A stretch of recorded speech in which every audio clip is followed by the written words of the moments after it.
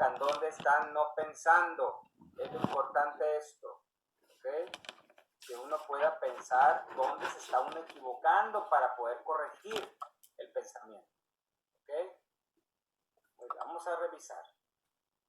Hombre de 18 años que está en riña callejera. Es agredido con objeto punzocortante a nivel del triángulo omoplato, justo lesionando la vena yugular cuando la vena está perforando la fascia profunda. Cuando nosotros dijimos que la vena yugular externa perfora la fascia profunda y esto está lesionada, ¿qué pasa con la vena a ese nivel? ¿Qué pasa con cualquier vena normal o una arteria? ¿Qué pasa? Vasoconstricción. Bueno, sangra, evidentemente sangra, eso lo sabe cualquiera, pero ¿qué pasa en la fisiología? ¿Qué va a ser? Va a ser un vasoconstricción, ¿verdad? Es lo que hace, pero cuando la vena, dijimos que la vena yugular externa no hacía vasoconstricción, ¿qué hace? ¿Qué hacía cuando pasaba por la fascia profunda? ¿Sabe, no? ¿Quién sabe a quién le dije eso? Una embolia gaseosa. O sea, se fija en las paredes y no se va a colapsar. Esa es no es que va a ser embolia gaseosa, esa es la consecuencia de, ¿sí? Entonces se fija en las paredes, no se va a poder colapsar, entonces le va a entrar aire y entonces va a producir una embolia pulmonar, una embolia gaseosa. Esa es la respuesta, ¿ok? Que teníamos aquí. Si un paciente acude por lesión a nivel del vértice del dedo, ¿qué estructura estará comprometida? ¿Qué estructura tenemos en el vértice que está comprometido? Arteria occipital. Pues la arteria occipital es la única arteria es la única estructura que tenemos en el triángulo posterior, la arteria occipital. En una riña callejera, el bandillero le clava un cuchillo en el cuello del lado derecho e inicia un sangrado importante. Se lleva a quirófano al paciente, ¿ok? Fíjense, importantemente se lleva al quirófano, ningún sangrado se repara en urgencias, todo se tiene que llevar al quirófano, se agarra, se comprime, si se puede comprimir, y se lleva al quirófano y se explora el cuello. Se evidencia una lesión del tronco tibiocervical. ¿A qué nivel encontramos esta arteria en relación a los músculos que dije, que puse? ¿A qué nivel?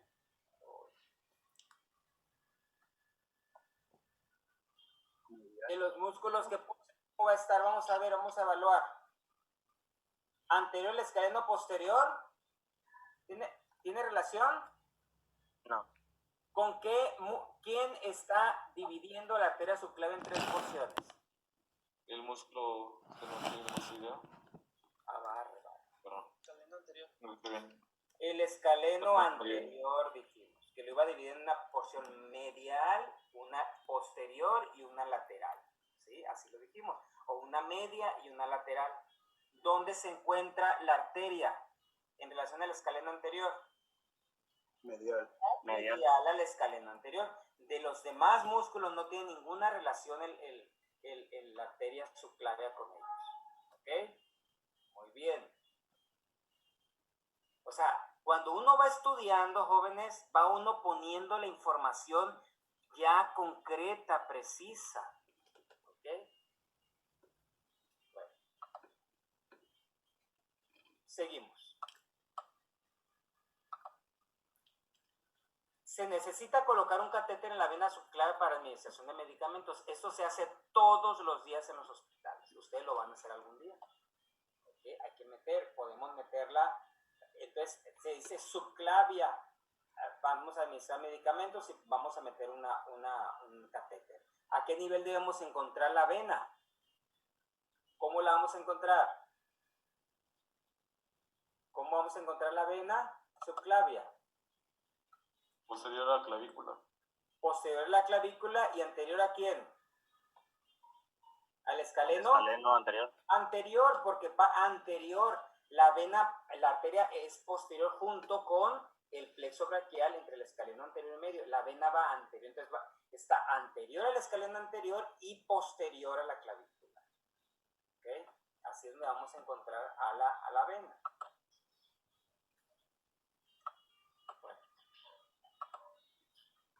un hombre recibe un botellazo a nivel del borde inferior de la mandíbula, aquí, ¿verdad? Borde inferior de la mandíbula, borde inferior de la mandíbula. Con el vidrio le cortan justo debajo de la misma área. Inicia un sangrado profuso, no pulsátil. Estructura que estará comprometida. Un sangrado profuso, no pulsátil. ¿Qué vena tenemos aquí? Si no es no pulsátil, debe ser una vena. ¿Qué vena encontrar? La vena Facial. Retromandibular. La vena en el borde inferior de la mandíbula. La facial. La vena facial. La vena facial. La arteria igual no está ahí. Recuerden que es no pulsátil, entonces no puede ser una arteria, tiene que ser una vena. La vena yugular interna está detrás del ángulo de la mandíbula junto con la vena retromandibular. ¿Cuál está por debajo del ángulo? La vena facial. La vena facial.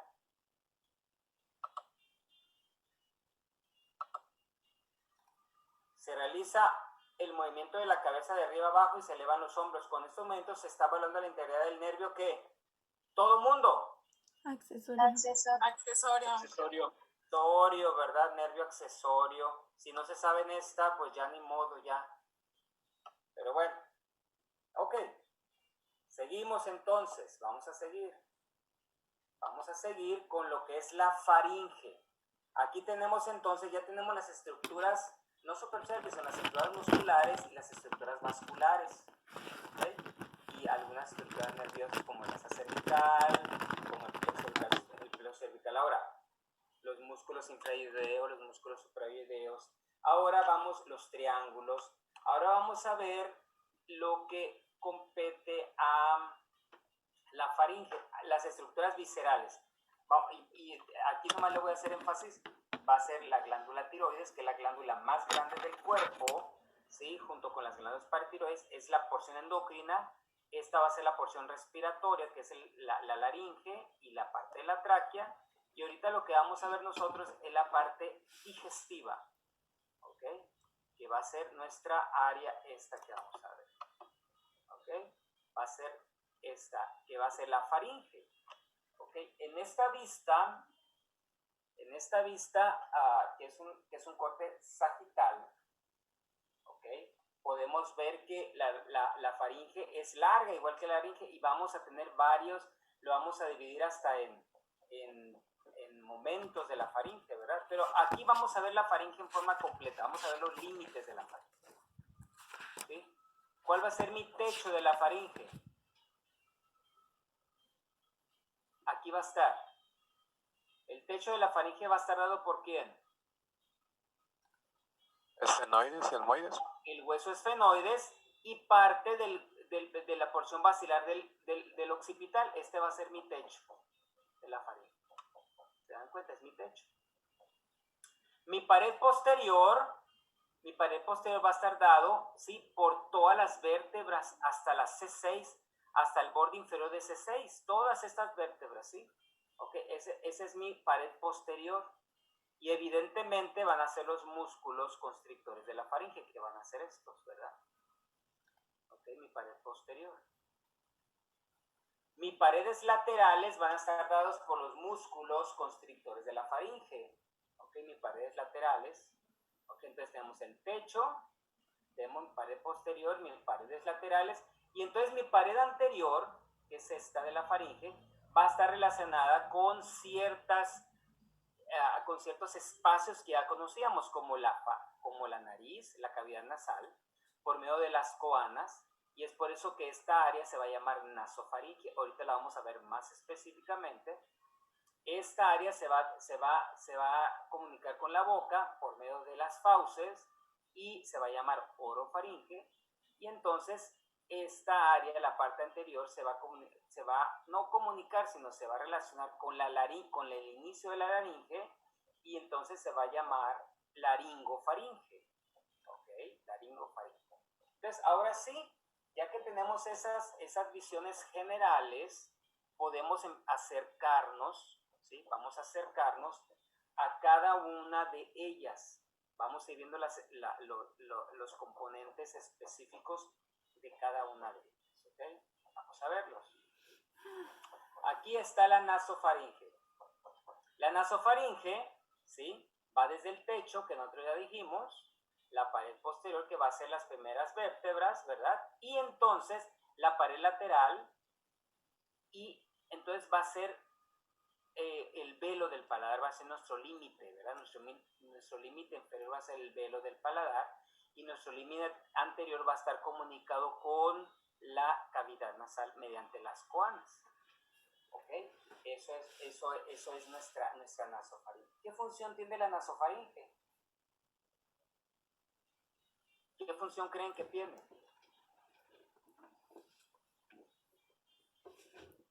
¿Nadie?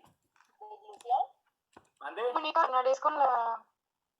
La nasofaringe es por donde entra el aire, es respiratoria completamente, ¿sí? No es deglutiva, no es digestión. Va a pasar el aire que viene de aquí hacia la laringe, ¿ok? Ahora, fíjense bien, en la pared lateral de la faringe, en las dos paredes laterales de la faringe, va a estar este pliegue que ven ustedes aquí, que se llama pliegue salpingofaringeo. Este pliegue salpingofaringeo lo está dando un músculo que se llama el músculo salpingofaringeo. ¿Se acuerdan de esos pliegues que ahorita vamos a ver otra vez, palatogloso y palatofaringeo o arcos? Bueno, aquí es un pliegue. ¿Y qué significa esto? Bueno, es la llegada de la trompa auditiva, a la nasofaringe, que va a ser en las paredes laterales de la nasofaringe, posterior a la cavidad nasal, ¿ok? Entonces, eso es lo que va, y eso es lo que va a hacer este pliegue, ¿verdad? Es el músculo salpingofaringeo, que va a formar ese pliegue, y va a ser ¿para qué sirve este salpingofaringeo? Pues para abrir, ¿sí? Cuando nosotros deglutimos, se contrae y abre la cavidad, ¿cómo se llama? La trompa auditiva, para que ¿cómo se llama?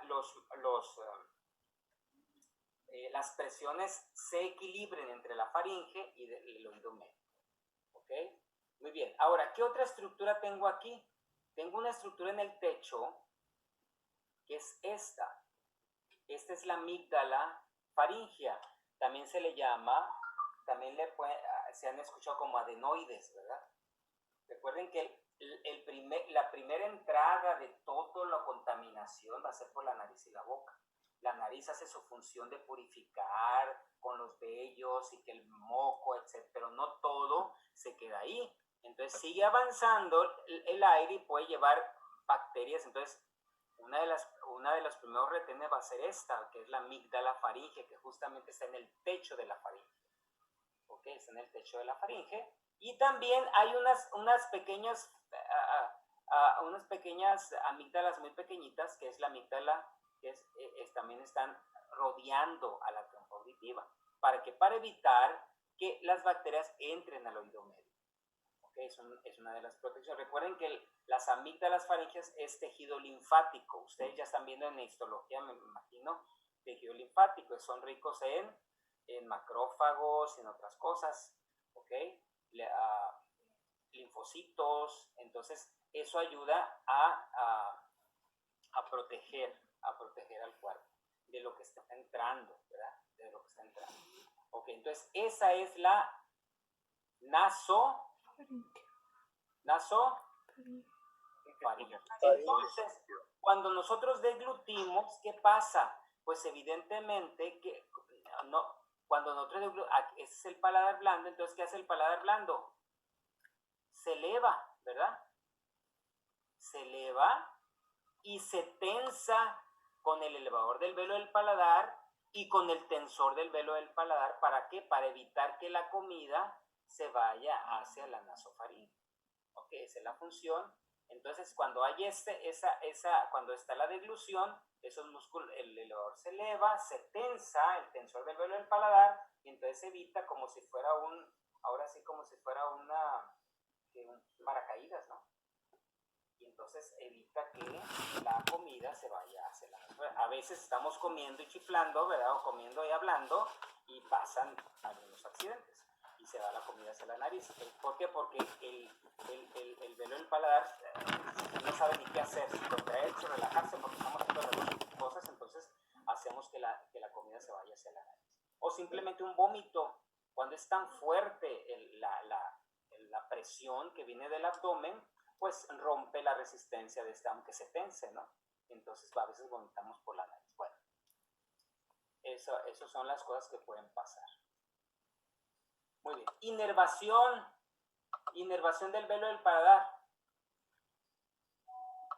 Inervación del elevador del velo del paladar. ¿Quién inerva? ¿Quién inerva el velo del paladar? Séptimo. El vago y el El par mandibular. craneal. Qué bárbaro. Parece que hace una semana que vimos a ustedes ya se les olvidó. Vago. Décimo par. ¿Y quién va a inervar el tensor del velo del paladar? El mandibular. Nasofaringeo. El mandibular B3. El nervio mandibular. El nervio mandibular. Muy bien. El tensor del velo. Y el salpingo faringeo, que es un músculo intrínseco de la faringe, lo va a inervar también el vago. De aquí en adelante, del palatogloso para atrás, todo esto ya va a ser inervado por el vago, un plexo faríngeo. Todo va a ser inervado por el vago, ¿sí? ¿Okay? Todo eso va a estar inervado por el vago, todos los músculos, ¿okay? A excepción de un músculo que lo inerva el glosofaringio. ¿Ok? Ahorita lo vamos a ver. Entonces, esa es la nasofaringe. Ahora, entonces aquí tenemos, vean ustedes cómo ya podemos ver los músculos de la nasofaringe. Vean ustedes aquí este músculo que es el músculo salpingofaringeo. Acá tenemos el músculo elevador del velo del paladar y el músculo tensor del velo del paladar. Todos esos músculos, sí, ya hablamos lo que hacen. Ahora nos pasamos a la orofaringe. ¿Qué es esta? Bueno, es esta, ¿verdad? Evidentemente es esta la orofaringe. Es esta. Esta es la orofaringe. Es el borde superior del epiglotis. Este es el epiglotis, es el cartílago epiglótico y es el borde inferior del epiglotis. Entonces, mi orofaringe es esta. Y esta sí es su función es digestiva, ¿verdad? Su función es digestiva, o sea, llega el bolo desde la boca, ¿sí? Entonces va a ser la función para que la comida se vaya hacia abajo, no se vaya hacia arriba. Ok, vamos a ver los límites que tiene. Igual, arriba, ¿qué va a ser? ¿El techo qué va a ser?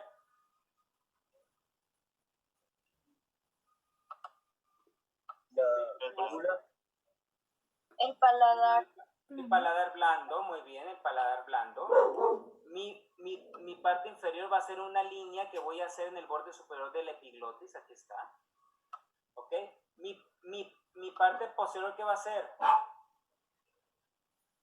La segunda y tercera vértebras que están aquí, cervicales, y claro, los músculos constrictores. Ahorita vamos a hablar de los músculos constrictores.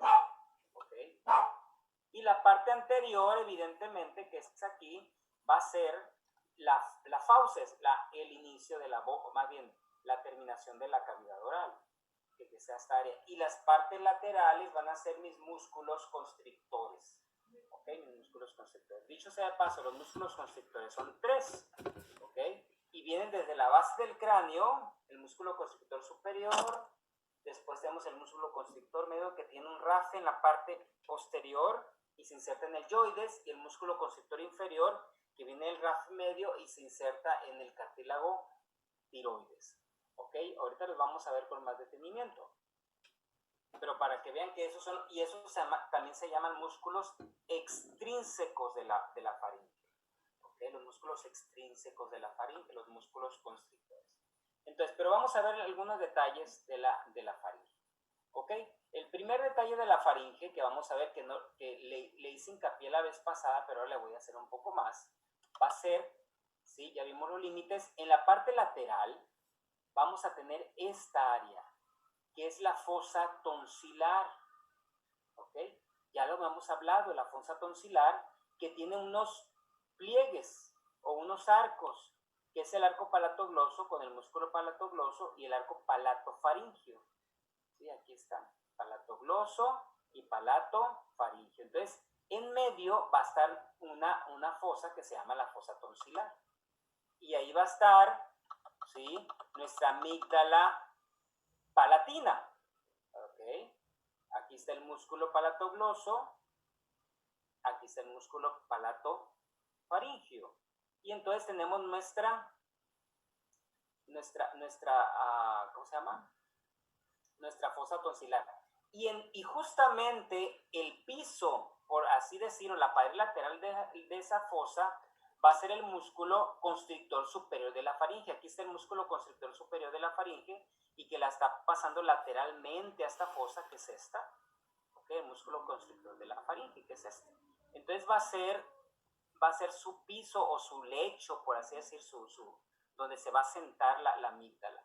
Y aquí voy a poner la amígdala palatina. Entonces ya tenemos varias amígdalas. Amígdala palatina, amígdala faríngea. Y entonces aquí tenemos amígdalas linguales. Entonces toda esta zona del linfático se llama el anillo linfático de Waldeyer. Waldeyer con W. Waldeyer. Waldeyer, ¿ok?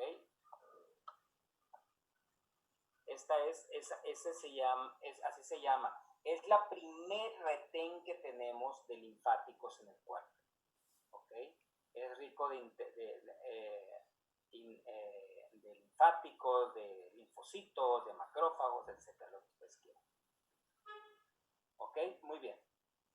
Ahora, y tenemos los músculos intrínsecos de la laringe. ¿Ok? Intrínseco de la laringe, que ustedes pueden ver aquí. Está el salpingo faringio, que es este, ya lo habíamos visto.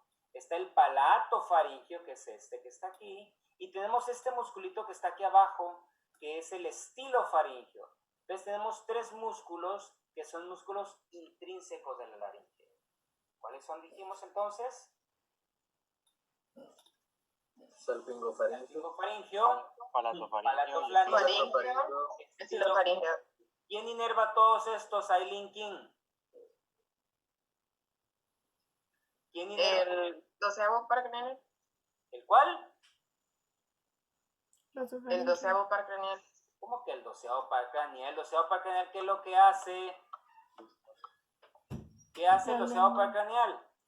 Movimientos de la lengua. Los músculos de la lengua. De la lengua, no pueden ustedes estar... ¿qué dije ahorita? ¿Quién inervaba los músculos de la faringe? ¿Quién dije? El vago. El vago. Acabo de decir. Y solamente este músculo estilofaringio va a ser inervado ¿por quién? Por el glosofaringio. Por el glosofaringio. Es el único músculo que es inervado por el glosofaringio.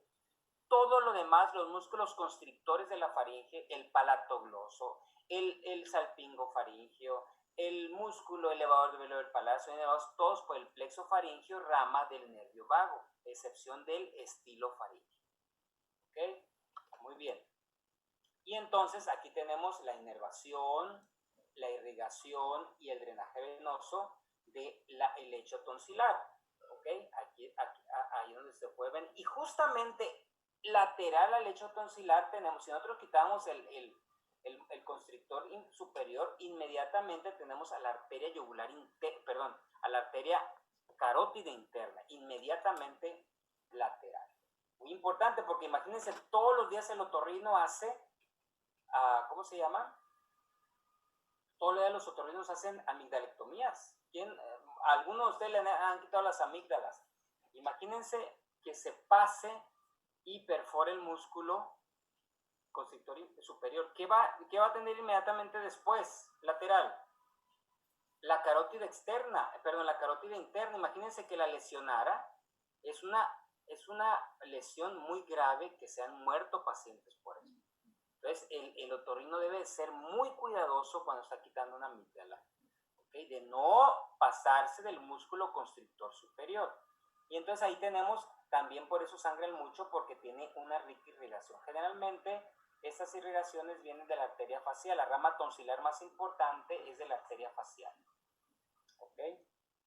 Muy bien. Y la inervación, o sea, cuando nos duele la amígdala, es rama del nervio glosofaringio. La inervación es del glosofaringio. ¿Okay? Cuando ustedes tienen amigdalitis y duele, significa que el que está recibiendo esa información es del glosofaringio. Muy bien.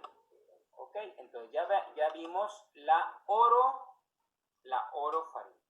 Entonces, esa sí es parte de la deglución. ¿Por qué? Porque al pasar nosotros, ¿ustedes deglutan otra vez? Al pasar el bolo, ¿sí? ¿Ok? ¿Qué hacen entonces los músculos? Unos van a elevar el velo del paladar, unos van a elevar la mandíbula, o sea, unir el paladar duro con la lengua, de tal manera que el bolo se vaya hacia atrás, no se regrese ni a la boca ni se vaya a la parte superior. Y entonces estos músculos al contraerse se dilatan, entonces hacen que haya un buen espacio para que entre el bolo alimentario y entonces se vaya. Y entonces los músculos constrictores de la faringe se contraen y pasan el bolo hacia la laringofaringe, que es lo que vamos a ver ahorita. Otra vez. Aquí está más cerca. Y entonces ya vamos a la laringofaringe, que es esta. Justamente vamos a ver los límites otra vez. Aquí tenemos, aquí quitaron a lo que es la epiglotis, pero la voy a poner para que no nos perdamos. Aquí está la epiglotis, ¿verdad? Aquí estamos la epiglotis. Entonces tenemos el borde superior de la epiglotis, ¿ok?